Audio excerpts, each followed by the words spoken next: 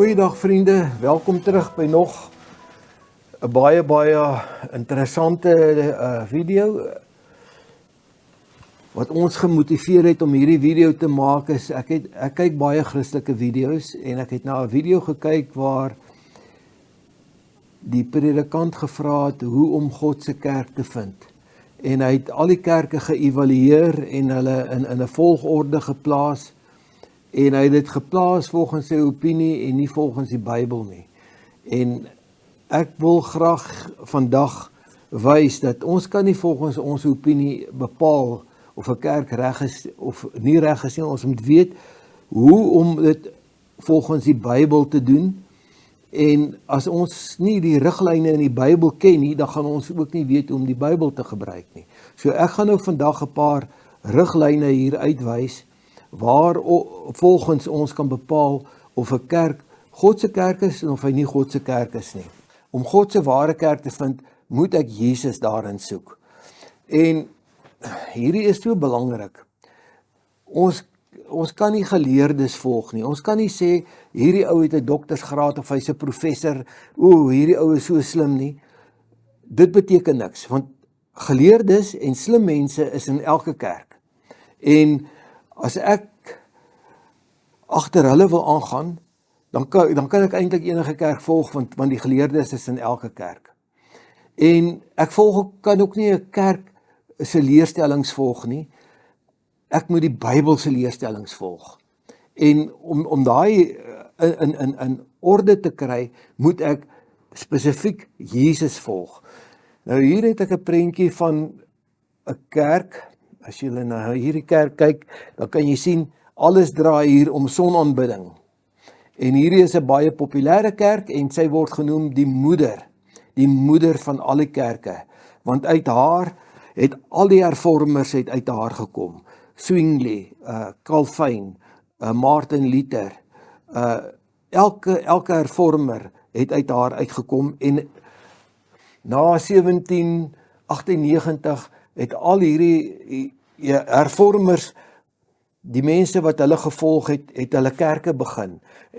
Dit is waar ons die Lutherse kerk kry, en ons kry die Drie Susters kerke, die Calvinistiese kerke, Zwingli se kerk, almal kom uit hierdie moederkerk uit, en hierdie moederkerk, voor 312, toe hierdie kerk met die Christendom gealgemegeer het, was hierdie kerk 'n suiwer sonaanbiddingskerk. En na hulle saamgesmeld het met die Christendom, het hulle nie hulle tradisies, hulle feeste of enige iets verander nie, hulle het dit net Christelike waardes gegee.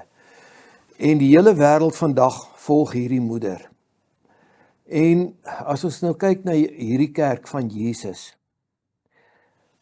dit het nie gegaan oor 'n gebou nie, dit het gegaan oor die eenvoud en die waarheid. En Jesus het gesê, ek is die weg, die waarheid en die lewe. En dit is waar Jesus se kerk begin het, waar Jesus sy 12 apostels gelei het. Nou, hier het ons nou weer 'n interessante scenario. As ons hierso kyk, hier loop Jesus, en Jesus het op verskeie kere gesê, my koninkryk is nie van hierdie wêreld nie. Hy het vir Pilatus gesê, as my koninkryk van hierdie wêreld was, sou my mense geveg het, of my engele sou geveg het. Maar ek is nie van hierdie wêreld nie. En wat interessant is, Jesus se bruid is ook nie van hierdie wêreld nie. Haar voete raak nie. Ons gaan nou weer oor haar gesels. Maar die punt wat ek hier wil maak is, wie is Jesus se bruid? Nou kom ons kyk gou hier wat sê die Openbaring vir ons. Hier kom die leidsaamheid van die heiliges te pas. Hier is hulle wat die gebooie van God en die geloof in Jesus bewaar. Die gebooie en die geloof in Jesus bewaar. So die kerk is nie 'n kerk soos ons die kerke ken, die hervormers, die methodiste, die ou apostels, die charismate, die katholieke. Dit is nie waarna ons moet kyk nie. Wat ons hierna kyk is, wie onderhou die gebooie van Jesus, wie het die geloof in Jesus, en almal wat daar kwalifiseer, word deel van God se bruid, ongeag in watter kerk hulle is. Die kerke is nie almal God se kerke nie, maar God het kinders in al die kerke. En die bruid, Jesus se bruid, is almal wat hom volg. So Jesus se bruid volg in Jesus se voetspore. En dan sê hy wat sê dat hy in Jesus bly, behoort self ook te wandel soos wat Jesus gewandel het. So Jesus se bruid gaan wandel soos wat Jesus gewandel het, in Jesus se voetspore en in sy voorbeeld wat hy vir ons in alles gegee het. En voordat ons verder gaan, mag God se seën op hierdie video rus en mag hy elke kyker aanraak deur sy Heilige Gees. Mag slegs waarheid in elke hart en verstand agterbly. In Jesus glorieryke naam. Amen. Wat het Jesus vir ons gewys? Wat het hy vir ons, wat se voorbeeld hy vir ons gegee en wat wys sy voetspore vir ons? As ons nou hierna kyk, hy sê hierso in Matteus 28:19, gaan dan heen, maak disippels van al die nasies en doop hulle in die naam van die Vader, Seun en Heilige Gees en leer hulle om alles te onderhou wat ek julle beveel het. Want julle almal wat in Christus gedoop is met Christus beklee. So dit is vir my die eerste belangrike teken en dit is vir my ongelooflik hoe Satan hierdie doop verwoes het. Daar is soveel metodes vandag van doop en elkeen mis die punt. Ek het 'n video hier op die doop. Dit is onder skilderaars waaronder hierdie video ook is. Net oor die doop, elke punt wat ek hier behandel, is daar 'n video op skilderaars. En vir mense wat Engels is, daai video's is ook in die Engelse reeks onder shield bearers. So ek wil julle aanbeveel om want ek gaan nie hier uitbrei op die doop nie. Die punt wat ek net hier wil maak is, dit is die voorbeeld wat Jesus vir ons gegee het. En dan het hy ook vir ons in die nagmaal die voorbeeld gegee. In die nagmaal, en hierop gaan ek ook nie uitbrei nie, ek het 'n hele video hieroor, maar hier sê Jesus, en hierdie was by die nagmaal waar hy dit gesê het, want ek het vir julle 'n voorbeeld gegee, om net soos ek aan julle gedoen het, ook so te doen. En as ons vandag na die nagmaal kyk, dan is daar net een kerk in die hele wêreld, wat die nagmaal vier, soos wat Jesus vir ons die voorbeeld gegee het, en wat in Jesus se voetspore hierso wandel. En dan kyk ons ook Jesus se voorbeeld in die Sabbat, want hiertoe is julle geroep, omdat Christus vir julle gelei en vir julle 'n voorbeeld nagelaat het, so julle in sy voetstappe kan navolg. Ek dink hierdie teks is die belangrikste teks vir my, of een van die belangrikste tekste in die Bybel, waar Jesus sê, volg my voorbeeld, volg in my voetstappe, want hiertoe is julle geroep. Ek kan amper sê, I rest my case hierso, want as ons dit doen, dan weet ons is reg. Jesus is die hoof van die kerk. Jesus het vir ons sy voorbeeld gegee, en as ons hom volg, dan kan ons mos nie 'n fout maak nie. As ons geleerdes begin volg, en as ons kerktradisies begin volg, dan gaan ons dwaal, dan gaan ons mislei word. Hierso sê hy in Matteus 12, want die seun van die mens is Here ook van die Sabbat. Jesus in 1 Johannes 1 vers 2 sê hy, Jesus het alles geskape en sonder hom is daar niks geskape nie. En ons kry dit ook in Kolossense 1. Ek dink dit is van vers 16 af. Jesus het alles geskape, ook die Sabbat. En as ons wil weet presies hoe om die Sabbat te onderhou, dan moet ons aan Jesus se voetspore volg. Ons moet kyk hoe Jesus het gedoen. En dit is so maklik om te weet watter dag het Jesus die Sabbat gehou. Want Jesus was 'n Jood. Almal weet wat is die Joodse Sabbat. Daar's niemand wat nie weet hoe die Jode die Sabbat vier nie. En dit is hoe Jesus dit gevier het. Toe kom hy in Nasaret waar hy opgevoed was, en soos sy gewoonte was, gaan hy op die Sabbatdag in die sinagoge en staan op om te leer. So in die oggend, op Saterdagoggend op die Sabbat, het Jesus na die sinagoge toe gegaan, en daar het hy sy Vader aanbid, Ons moet onthou op hierdie stadium was Jesus ten volle mens gewees. En as mens het hy gewys wat hy van die mens verwag het. En dit is hoekom Jesus sy Vader aanbid het, want hy was nie, op daai stadium het hy nie van sy godheid gebruik gemaak nie, hy was ten volle mens gewees. En dan wat het hy gedoen na die sinagoge? Dan het hy uitgegaan en hy was 'n seën vir sy naaste. So, ons fokus moet wees, nommer 1, ek moet Jesus volg met my hele verstand, my hele wese, alles wat ek is, en ek moet my naaste lief hê soos myself, en ek moet uitreik na my naaste toe, en dit is wat Jesus gedoen het. Op Sabbadoggend, Saterdagoggend, het hy eers sy Vader gaan aanbid, en daarna was hy 'n seën vir sy naaste gewees. En dan sê hy, en so is dit dan geoorloof om op die Sabbat goed te doen, want hy is die Here van die Sabbat. Hy het die Sabbat daar gestel nadat hy die aarde geskape het, en hy het vir ons nou die voorbeeld gegee van wat hy van ons verwag op die Sabbat. En dan kom ons by die volgende punt, moet God se bruid profetiese leiding hê?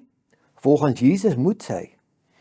Daarom kyk, ek Jesus stuur vir julle profete, wyse manne, skrifgeleerders na julle toe, en julle sal sommige van hulle doodmaak en kruisig, met ander woorde, hulle gaan gehaat word. As daar 'n ware profeet onder ons is, en Jesus het beloof daar gaan wees, dan gaan sy kerk, sy eie kerk gaan hulle haat, sy eie kerk het die profete voor die kruis doodgemaak, en sy eie kerk, mense in sy eie kerk gaan sy huidige profete verwerp, en die hele wêreld gaan hulle verwerp. Hulle gaan nie aanvaar word nie. Dis die vals profete wat getrek word. Die hele wêreld volg die vals profete, maar nie God se profete nie. God se profete, almal gaan met hulle fout vind. En dit is die grootste kenmerk tussen God se ware profete en die vals profete. Nou hier kom ons by 'n baie interessante punt. Dit is Openbaring, hier is die hele paar tekste. Openbaring 21 vers 9, maar ons gaan nie na almal nou kyk nie. Wat sê, hier is die bruid, die vrou van die lam. Die lam, dit is Jesus. So, die lam, Jesus, het 'n bruid. En hoeveel bruide het hy? Hoeveel kan hy hê? Jesus het net een bruid. Hy sê hier so in Openbaring 12, en 'n groot teken het in die hemel verskyn. 'n Vrou wat met die son bekleed was, en maan onder haar voete, en op haar hoof 'n kroon van 12 sterre. Nou hier gaan ek net so 'n bietjie gou uitbrei. Hy sê, sy staan op die maan. Hoekom staan sy op die maan en nie op die aarde nie? Want Jesus is nie van hierdie aarde nie. Jesus se koninkryk is nie van hierdie aarde nie. En sy bruid is nie van hierdie aarde nie. Hulle is pelgrims hier, so hulle is op pad na 'n beter land toe. Ons almal verwag dat Jesus binnekort gaan terugkom om sy bruid te kom haal, want sy bruid is nie deel van hierdie wêreld nie. Daarom staan sy op die maan, en die maan beweeg rondom die aarde. En soos wat die maan om die aarde beweeg, gaan die evangelie van Jesus om die aarde, want sy is met die son bekleed. En wie is die lig van hierdie wêreld? Dis Jesus. Sy vat Jesus se lig om hierdie wêreld. So sy is met Jesus bekleed. So dit is baie maklik om te weet, daar kan net een bruid wees, daar is nie twee bruide nie. God het een bruid en dit is die wat hom volg. En die hele wêreld, al die Christelike wêreld, volg Jesus nie. Hulle gebruik sy naam. Kom ons kyk wat sê die Bybel verder oor hierdie bruid. So kan daar dus slegs een bruid wees. Dit is een liggaam, een gees. Nou kom ek stop net gou hier by die gees. Kan die Heilige Gees na my toe kom en vir my sê, die lig is blou, en vir 'n ander een, die lig is pink, en vir 'n ander een, die lig is groen. Okay, daar by die pole is hy baie keer die aurora verskynsel, dan is hy groen. Maar die punt wat ek wil maak is, die Heilige Gees kan nie alleen vertel nie. As die Heilige Gees net waarheid vertel, dan beteken dit, en daar sou twee kerke wees wat al twee deur hom gelei word, dan moet daai twee kerke elkeen presies dieselfde volg. Hulle moet presies dieselfde leerstellings hê, want hulle word deur dieselfde Gees gelei. As daar op een punt verskil word, dan beteken dit, die leiding kom van slim mense, geleerde mense, wat dinge uithaal uit die Bybel, wat nie in die Bybel is nie. As ons na Jesus kyk, toe hy sy disippels gekies het, hoeveel geleerdes was daar onder sy disippels? Hy het nie een geleerde geroep as 'n disipel nie. Hy het die sondaars, die tollenaars en die vissermanne het hy geroep en gesê, kom, word julle my disippels. As Jesus 'n geleerde moes geroep het, dan sou daai geleerde hom die heeltyd wou reg gehelp het. Want geleerdes neig om die Bybel, as hulle kon, sou hulle die Bybel herskryf het. En dit is nie waarna ons moet kyk nie. Daar's net een Gees, en as daar net een Gees is wat lei, en hy lei Jesus se bruid in die volle waarheid. Johannes 14 sê, wanneer die Trooster, die Heilige Gees kom, sal hy julle in die volle waarheid lei. So, daar is een kerk wat in die volle waarheid gelei word, en die hele bruid is nie in daai kerk nie, daar is baie buite daai kerk. Jesus sê, my skape is in al die krale, maar daar kom 'n dag, en ons gaan weer na hierdie dag kyk, wat ek hulle gaan roep, en hulle sal my stem herken, en hulle gaan almal uitkom. So, Jesus se skape is versprei in al die krale, maar hy het een bruid, en hy het een kerk.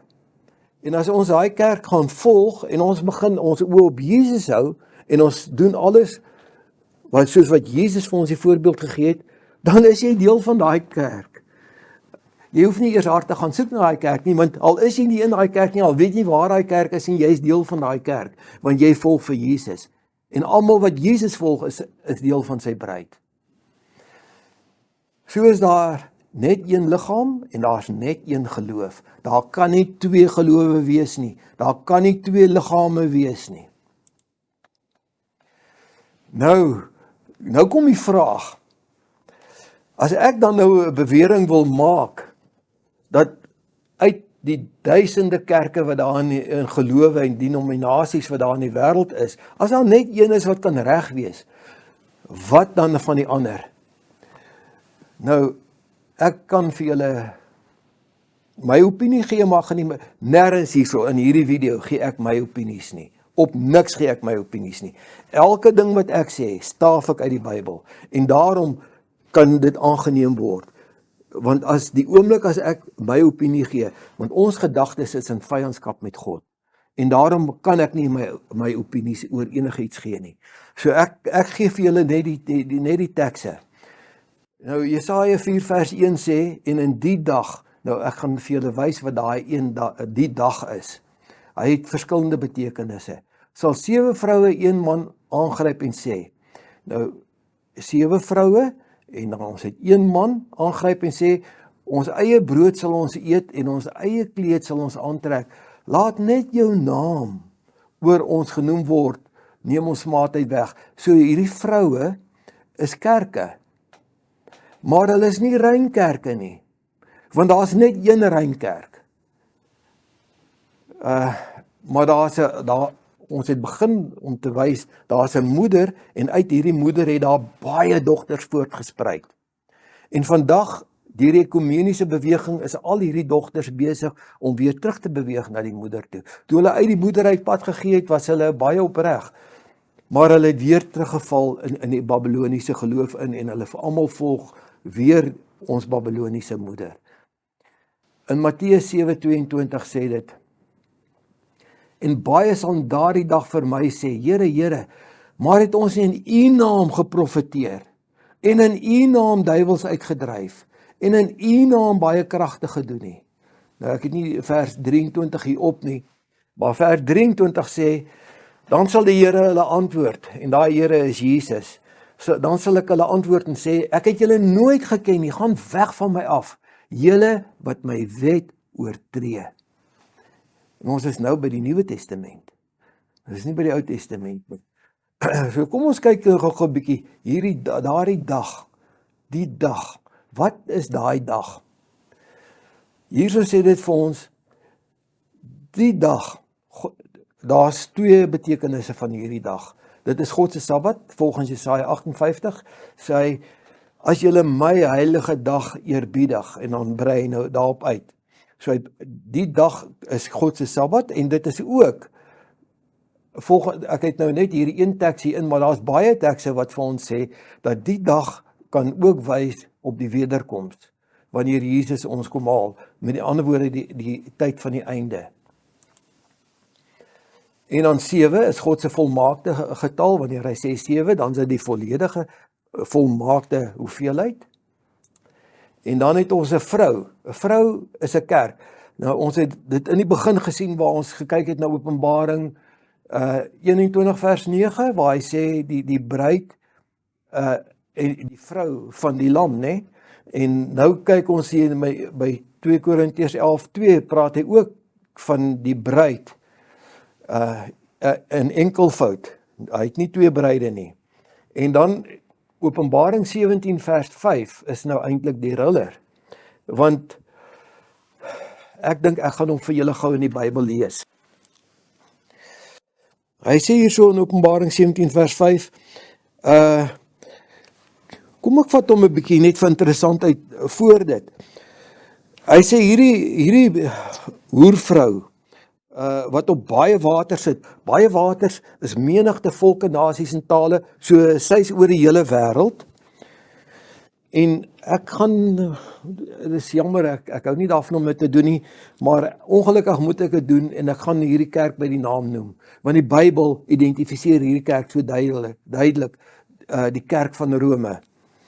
Dit is van vers 3 af, en hy sê, en ek het die vrou sien sit op 'n skarlakenrooi dier. Dis Rome is die skarlakenrooi dier, en die draak is ook skarlakenrooi. Vol godslasterlike name, met 7 koppe en 10 horings, waarop, dit is pragtig, en ek het video's hieroor, ek gaan nie nou hierop uitbrei nie, en die vrou was bekleed met purper en skarlaken. Dit is mos nou nie moeilik om te bepaal, watter kerk dra purper en skarlaken nie. As ons na die kerk van Rome kyk, veral waar Pause begrawe word, waar al die biskoppe van die hele wêreld bymekaar kom en almal in hulle tradisionele klere is, dan sien jy duidelik die klomp wat daar sit in hulle skarlaken, die klomp wat daar sit in hulle purper, en almal is gekleed met goud en juwele en edelgesteentes. En sy het na haar hand 'n goue beker vol gruwels gehad. Nou maar die belangrike punt hier is vers 5. Op haar hoof was 'n naam geskrywe, verborgenheid, die groot Babylon, die moeder van die hoere en die gruwels van hierdie aarde. Net vir interessantheid, hierdie beker is vol bloed. Dit is die enigste kerk wat tussen 50 en 70 miljoen mense as ketters doodgemaak het.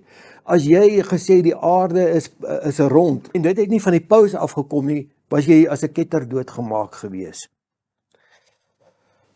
In vers 9 sê dit, hier kom die wysheid, 'n verstand wat wysheid het te pas. Die 7 koppe is 7 berge waarop hierdie vrou sit. Watter stad in die wêreld, Leo, is bekend as die stad op 7 berge? Dit is net Rome wat daai bekendheid het. So hierdie vrou, hierdie hoervrou wat hy hiervan praat, het geboorte gegee aan baie dogters. En hierdie dogters volg haar nog almal in sonverering. Hulle almal aanbid op Sondag, die dag van die eerbiedwaardige dag van die son, soos die Katolieke dit stel. En ons gaan binnekort sien dat Sondag wetgewing wêreldwyd afgedwing gaan word. Want sy is die kerk, en sy maak nie 'n geheim hiervan nie, van Lucifer. Die kathedrale se deure is drake. Dis die vorm van 'n draak. As jy by daai deur ingaan, dan groet jy die draak. As jy kyk buite om die Vatikaanstad, al die embleme van drake. As jy kyk na die vloerwerk, hoeveel drake is op die vloerwerk, die skilderye op die dakke, hoeveel drake is daar. As jy deur die museum gaan, dan sien jy die drake teen die mure. En wie is die draak? Die draak is Lucifer. Dit is Lucifer se kerk. dit klink vreeslik. Ek haat dit om dit te sê, maar ek sê dit omdat dit is wat die Bybel sê. Die Bybel, so 'n groot gedeelte van Openbaring spandeer die woord net om hierdie kerk te identifiseer. En hierdie kerk het 'n anti-kris gaan skep, wat op die einde in die middel van 'n 7 jaar tydperk gaan kom. Ek het 'n hele video daarop. Dan het ons hierso een man, en dit is nie 'n moeilike een nie, Jesus, hy is ons bruidegom. En dan het ons die brood. Nou hierdie een is interessant. Dis die evangelie verbind met die liggaam van Jesus. En dan het ons die kleed. Volgens Openbaring 19 is dit die rein regverdige dade van Jesus. Nou as ons nou net gou teruggaan,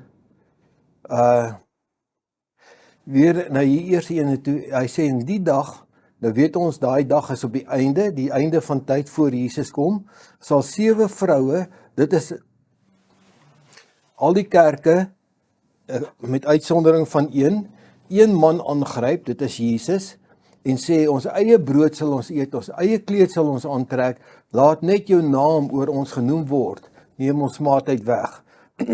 So ek dink hierdie is vir my baie duidelik, oor wat God se een kerk is, en wat die 7 kerke is. Jesus se bruid teenoor die hoervrou, ek gaan baie vinnig hierdeur gaan, daar is net een bruid in die hele wêreld wat Jesus die bruidegom volg, en daar is al die tekste dat ons hom moet volg, in sy doop, in sy nagmaal, in sy Sabbat, in sy wet, Jesus het nog die wet onderhou, en die feeste, soos wat Jesus dit gewysig het. Ek kan byvoorbeeld, een van die 7 feeste, die eerste fees is, die Pasga, en Jesus, die Pasga het aan die skadukant van die kruis, na die kruis gekyk, en Jesus het hom verander dat hy na die kruis terugkyk, en vandag is die Pasga bekend as die nagmaal. So, oor dit het ons ook 'n hele video, waarna julle kan kyk, waar hy al 7 die feeste uiteensit, hoe Jesus dit verander het, en wat die waardes en die betekenisse van die feeste is. En dan, die belangrike punt wat ek hier, daar is nie redding in die wet nie, daar is redding in Jesus. En die bruid soek redding slegs in Jesus, haar bruidegom.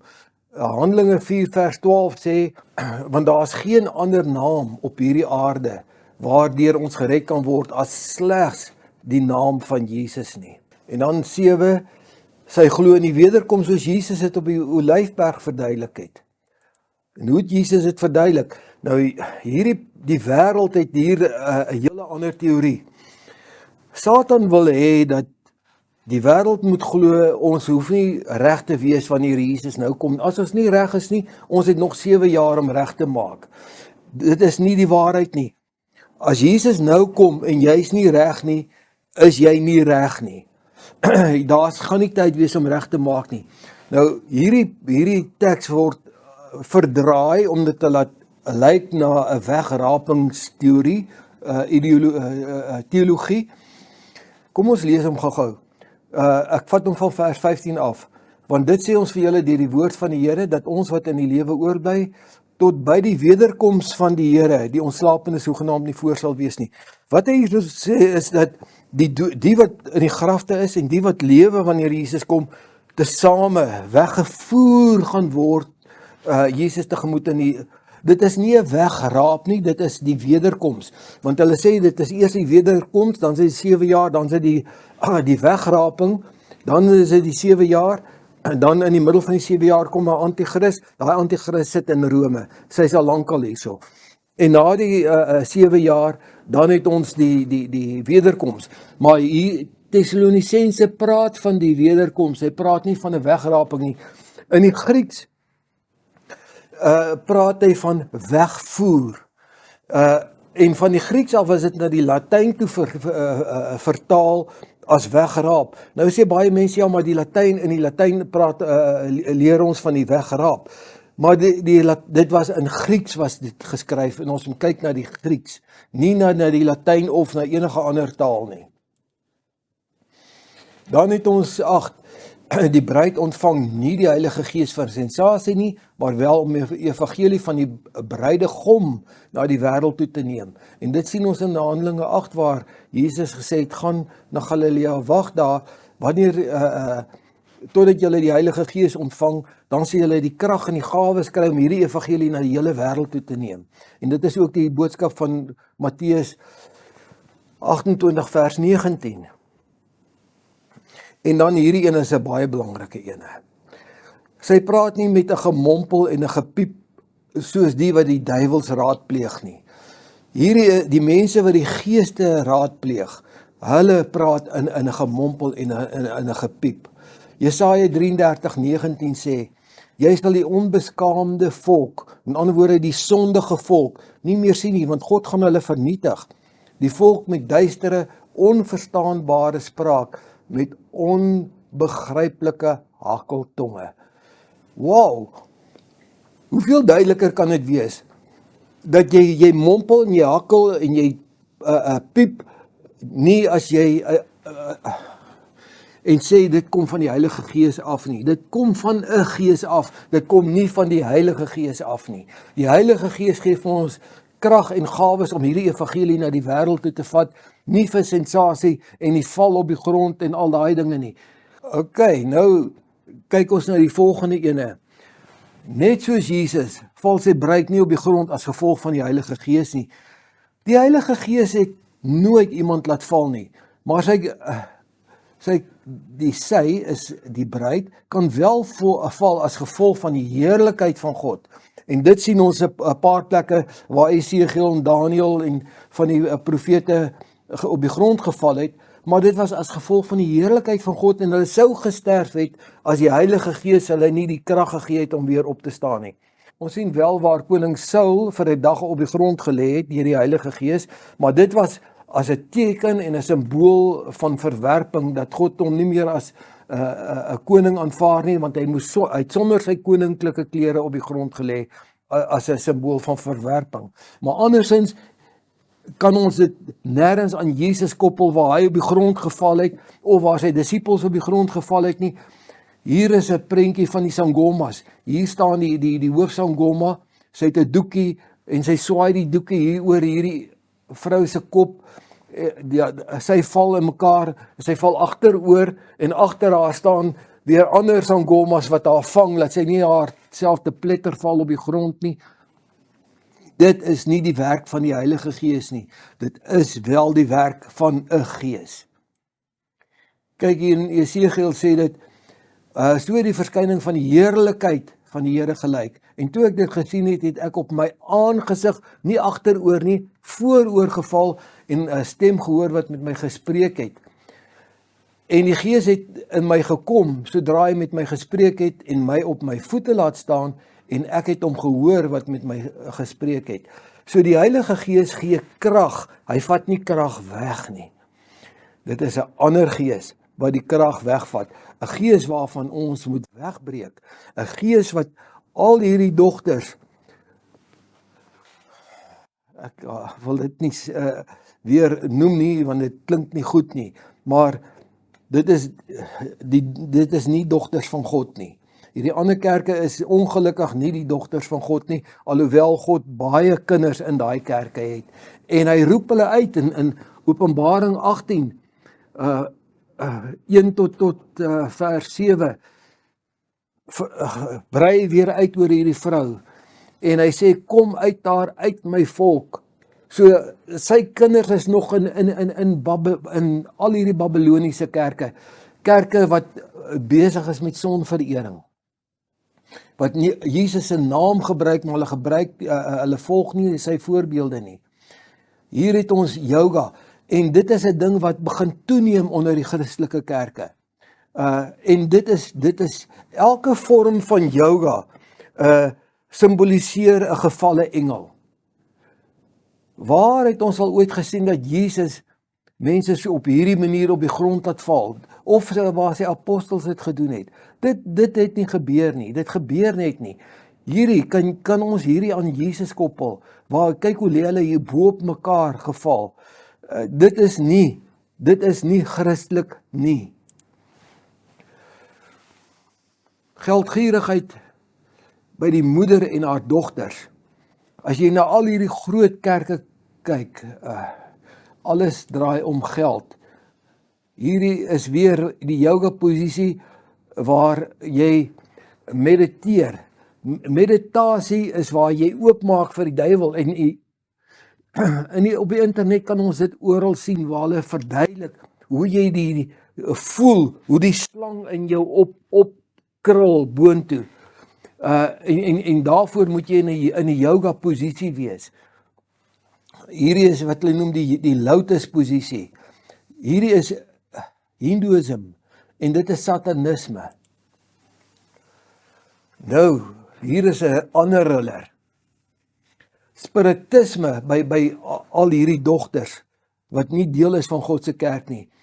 Nou, luister nou mooi wat hier gebeur. Hy sê, want met vuur en met die swaard sal die Here straf rig hou oor alle vlees, en hulle wat deur die Here verslaan is, sal baie wees.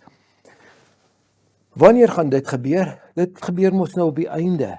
So hy praat nie hierso van voor die kruis nie, hy praat hierso van voor Jesus se wederkoms. Is daar mense wat verfoeisels eet. Hy sê in vers 17, hier is nou die wat spiritisme beoefen, die wat hulle self heilig en hulle self reinig vir die tuine, terwyl hulle een nadoen wat in die middel staan. Hierdie is spiritisme wat op ander tekste in die Bybel bietjie meer op uitgebrei word, wat varkvleis eet, en verfoeisels en muise, almal saam sal hulle tot niet raak, spreek die Here. Die Here kan nie van gedagte verander nie, hy kan nie van karakter verander nie. Al die wette wat die Here gegee het, was volgens sy karakter gewees.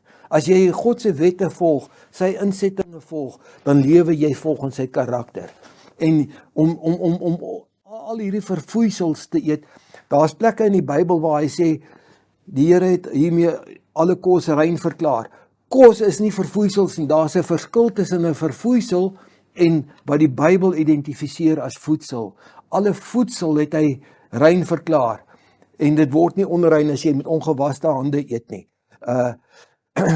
En dan daai een in Handelinge waar hy altyd praat van die diere wat op die laken afgekom het. Maar as jy daai stuk self lees, dan sien jy dit verwys na die heidene. Die Here het nou dit wat ons as verfoeisels beskou, die heidene, het hy van hulle wat hulle harte vir die Here gee, kan ook nou deel word van sy bruid.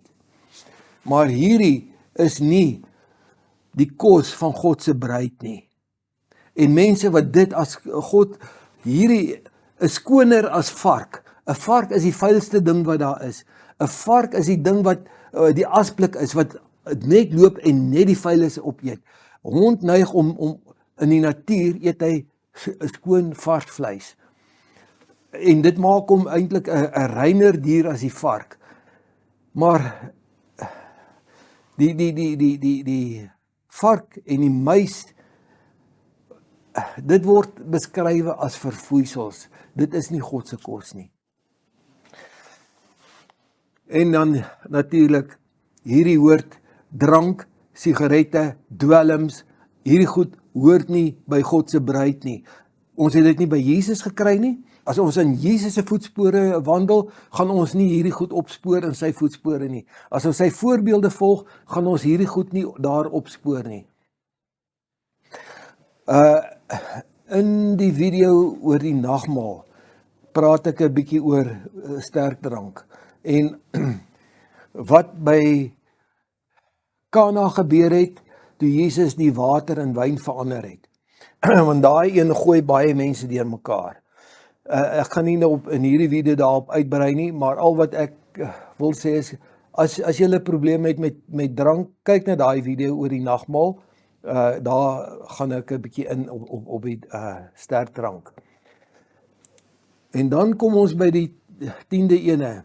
Sy streef om Jesus se karakter in haar voorhoof te hê, sodat sy naam daarop gesien kan word.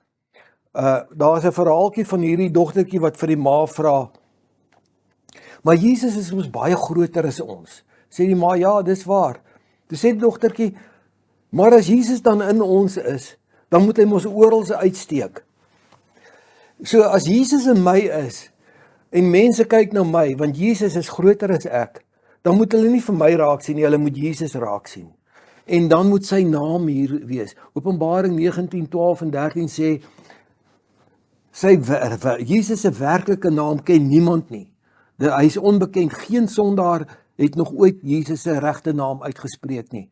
En dan sê hy in vers 13 hierso, sê hy, maar sy naam is die woord van God. Wat is die woord van God? Hier is die woord van God. Dit gaan oor Jesus. Jesus is die alfa en die omega in hierdie woord. Jahwe roep sy naam uit en sê, barmhartig, genadig, geduldig, getrou, goedheid. In Exodus. So, wat is Jahwe se regte naam? Dit is sy karakter. Hy roep sy karakter uit. En dan lees ons, want die lied van verlossing sal slegs gesing word deur die wat die lam oral volg, waar hy ook al gaan. Wat in Jesus se net hulle, sê Openbaring 14, gaan die lied van verlossing sing. En hulle sal die naam van God, dit is sy karakter, op hulle voorhoofde hê. Die oorlog teen Jesus het nou oorgegaan as die navolgers toe. Nou hierdie ene is nogal 'n riller. Kyk nou net hierso.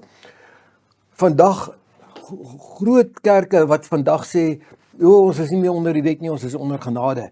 Ons is onder die wet en ons is onder genade. As ek onder genade is en ek neem Jesus aan, dan volg ek in sy voetspore, en die oomblik as ek sy voetspore volg, dan gaan ek nie my ouers minag nie, ek gaan nie roof nie, ek gaan nie steel nie, dan is outomaties daai wet deel van my lewe, deel van my karakter. Hy sê so, die draak, dit is Satan, was vertoren op die vrou, enkelvoud. En hy het weggegaan om oorlog te voer teen haar ander nakomelinge, hulle wat die gebooie van God bewaar, en die getuienis wat Jesus gelewer het, onderhou. Hulle onderhou die gebooie, die getuienis van Jesus, en die Satan, en hierdie hele wêreld is in 'n oorlog teen hulle. En met daai in gedagte wil ek 'n waarskuwing dan rig. Enige iemand wat Jesus gaan begin volg, is nie meer deel van hierdie wêreld nie, en hierdie wêreld gaan vir jou haat. Hulle gaan vir jou met 'n passie haat.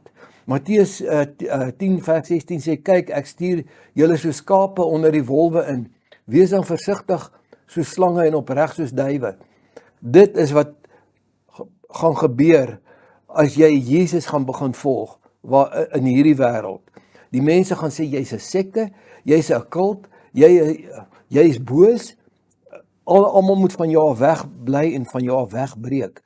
Want Jesus is nie van hierdie wêreld nie, en sy bruid is nie van hierdie wêreld nie. En hierdie wêreld sal vir jou haat as jy Jesus ten volle begin volg. Maar pas op vir die mense, want hulle sê julle oorlewer aan regsbanke. En in hulle sinagoges sal hulle julle gesel. En julle sal deur almal gehaat word ter wille van my naam. Maar wie volhard tot die einde toe, hy sal gered word. As jy in 'n kerk is, en daai kerk word nie deur die wêreld gehaat nie, dan is jy nie in die regte kerk nie. As jy iemand volg, 'n pragtige geleerde ou, vroom, dan is jy deel van hierdie wêreld. As jy Jesus volg, is jy nie deel van hierdie wêreld nie. En net vir interessantheid, ek het nog nooit gehoor dat mense regtig kyk na die 10de gebod nie. Die 10de gebod sê, moenie die dinge van hierdie wêreld begeer nie. En dit is so belangrik, as jy deel word van die bruid, dan begeer jy nie meer dinge van hierdie wêreld nie. Alles van hierdie wêreld is tydelik, alles van hierdie wêreld gaan vergaan, en ek dink nie, dit is 'n gebod wat Elon Musk of vir Donald Trump baie gewild gaan wees nie. Maar as jy Jesus volg, wat het Jesus nagejaag? Kyk na al die valse profete, hulle jaag geld na, hulle het vliegtuie, hulle bly in paleise. Jesus, waar het hy gebly? Hy het in die veld geslaap. daai aand toe hy gearresteer was hy in die Olyfberg, het hy daar onder die bome, hy en sy disippels onder die bome geslaap. Want Jesus sê, ek is nie van hierdie wêreld nie en ek jaag niks van hierdie wêreld na nie. As jy sy kind is, dan het jy een ding wat jy najaag, en dit is om hier die lig van Jesus oor hierdie wêreld te versprei. En dit is jou ideaal in die lewe. 2 Timoteus 3 vers 12 sê, en almal wat ook God vrugtig wil lewe in Christus Jesus, sal vervolg word. En ons ondervind dit, of God se bruid ondervind dit aan mekaar. En met dit gaan ek afsluit, kom ons buig ons hoofde. Ons hemelse Vader, ons weet nou hoe om u bruid op te spoor, hoe om die ware kerk op te spoor. En ons wil vra dat u ons sal vul met die Heilige Gees en dat u Heilige Gees elke kyker sal lei, dat elkeen wat opreg is en na u kerk wil begin soek, u kerk kan opspoor. Ons bid dit in Jesus naam. Amen.